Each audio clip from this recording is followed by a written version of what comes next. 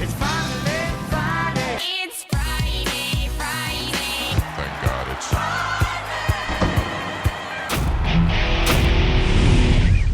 Welcome back to the Friday Show, presented by Woodbine Racetrack. This is a special Thanksgiving edition of the Friday Show taking place on a Wednesday. You got that?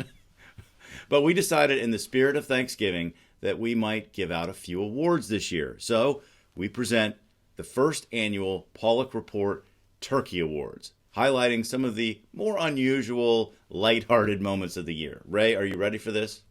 I got the turkey in the oven, man. I've got the gravy cooking. We're getting all geared up for this. All right. So our first award is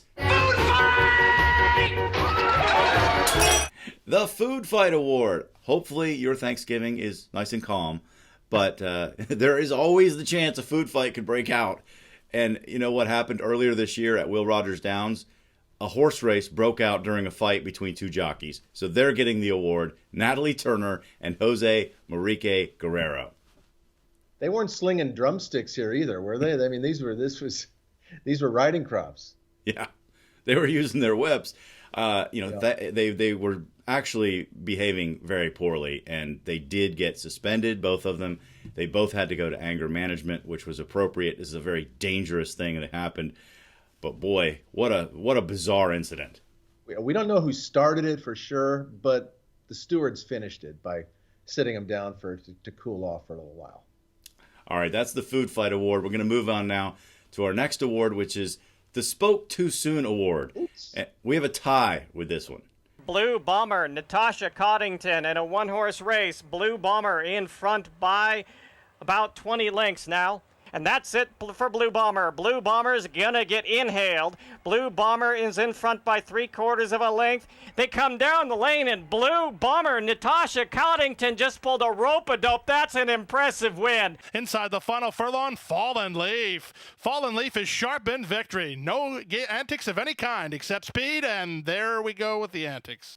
So in the first case, I mean, you kind of can forgive Robert Fox for jumping the gun because the horse opened up a 20-length lead, and how many times would they not get inhaled by the field? That was Robert Fox at Turf Paradise. In the second case, thankfully, the jockey was okay, the horse was okay. That could have been a dangerous situation, but you just kind of have to laugh when Peter Aiello at Gulfstream Park is saying, you know, this horse who had shown antics before, in the stretch, he's going to make it. He's no antics. Oh, there go the antics. There go the antics. Yeah, that was actually on, I think that segment from Gulfstream Park made it to ESPN or Sports Center, whatever, which is, about what it takes to get on ESPN these days for horse racing. It's just, in the first case, the announcer made an assumption, and you know what happens when you assume. Exactly. Right? All right. Give us our next award, Ray. All right. Have you ever had Thanksgiving dinner where you've had to kind of be careful to make sure that so-and-so is not sitting at the same table with so-and-so because they're not, you got the crazy aunt and the crazy uncle. You got to keep separate. All right, we've got the Sit at Separate Table Awards this year going to three people who were really tight in 2015, but now not so much. Victor Espinoza, the jockey of American Pharoah, Bob Baffert, the trainer of American Pharoah, and Ahmed Zayed, the owner and breeder of American Pharoah. But then things fell apart. Victor was accused of trying to milk the celebrity, and it was just turned out to be a mess. Yeah, so we're going to keep separate. We're going to keep them separate at dinner this year. I think you're right, but at the Breeders' Cup, following one of his victories, Bob Baffert did say he never gets mad at anybody. So, right, and we did send the fact checker out on that, and we found out that his pants are burning up. They're on fire. Pants on fire. All right, let's move on to our next award. That is going to be the Brett Favre Award.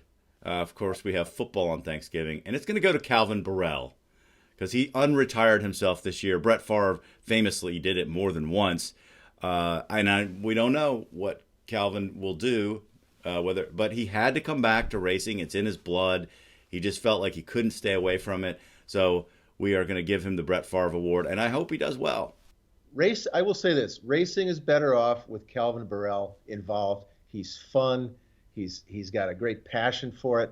As far as Brett Favre is concerned, as a Bears fan, I'm glad he's gone. I wish Aaron Rodgers would leave too. All right, our next award is going to a jockey as well, and that is going to be the Gravy Award.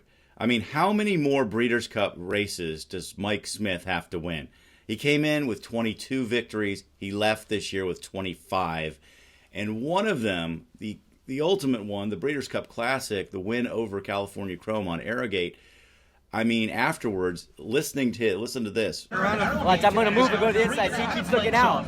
He's waiting for me on the outside. Now watch this. Look, I'm going to drop to the rail. Watch.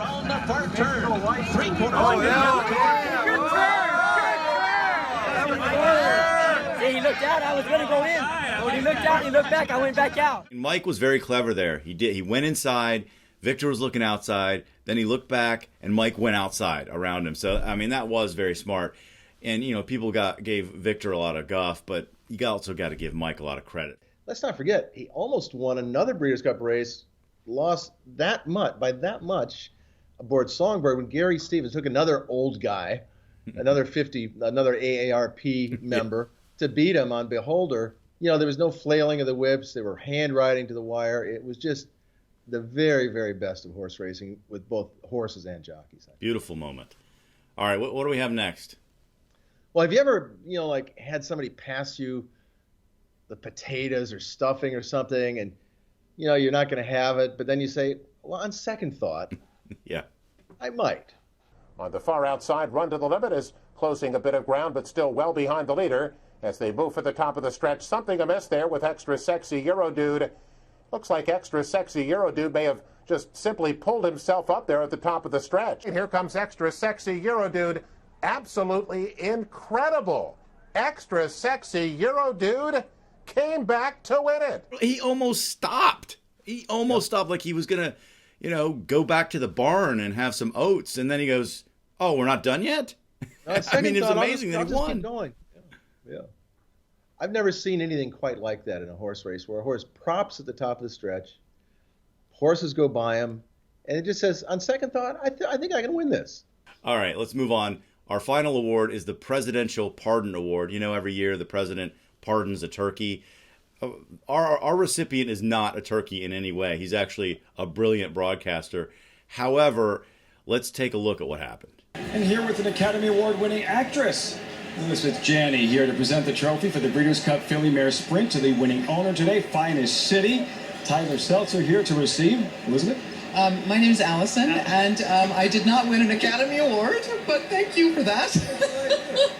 Lafitte gets a complete and absolute pardon for that. I think he was reading off cue cards, and he couldn't filter out the bad information quick enough, introducing Allison Janney as Elizabeth Janney, saying she won an Oscar when I think she was only a lowly Emmy Award winner, right? I mean, many times.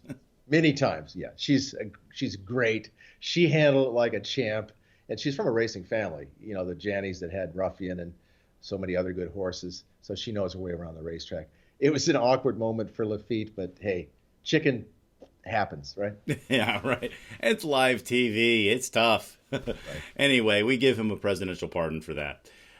That's going to wrap up the first annual Paulick Report Turkey Awards. But before we end the show, Ray, in the spirit of the holiday, what are you thankful for this year? Well, first I have to say I'm thankful to our readers, to our advertisers, to the wonderful staff at the Paulick Report for the hard work they do all year. But in racing, I'm thankful to the owners of two horses, California Chrome and Beholder. These are 5- and 6-year-old horses. They could have been retired to breeding years ago. The owners decided to keep them in training. This is about racing. We've seen so many horses retire early when I don't really think it's necessary. I understand retirements from injury, but these horses could have been retired. They weren't. They thrilled fans throughout the year, and I just want to say I'm very thankful to the owners of Beholder, that's B. Wayne Hughes, and the California Chrome Syndicate, LLC, that owns California Chrome. Well said. I'm going to say I'm thankful for just having the opportunity to cover this industry. As we've pointed out here today, it can be a little weird, crazy, kooky. It can be controversial. It can be depressing. There are a lot of negative terms attached with horse racing in certain connotations, but when you actually cover it on a day-to-day basis, you discover that the majority of people, while the bad apples may rise occasionally, the majority a vast majority of the people are wonderful people, and it is such a pleasure and an honor to get a chance to meet them, talk to them, and participate in this industry with them. So I'm thankful for that, and I'm also thankful for all racetracks that broadcast in high definition. Please, the rest of you, broadcast in HD. No more fuzzy images. That's right. No Yeah. more fuzzy images. All right, that's going to do it for this edition of the Friday Show, presented by Woodbine Racetrack. Let us know what you're thankful for in the comments section on our website, PaulickReport.com. That's going to do it. Happy Thanksgiving from all of us at the Paulick Report. We'll see you next time.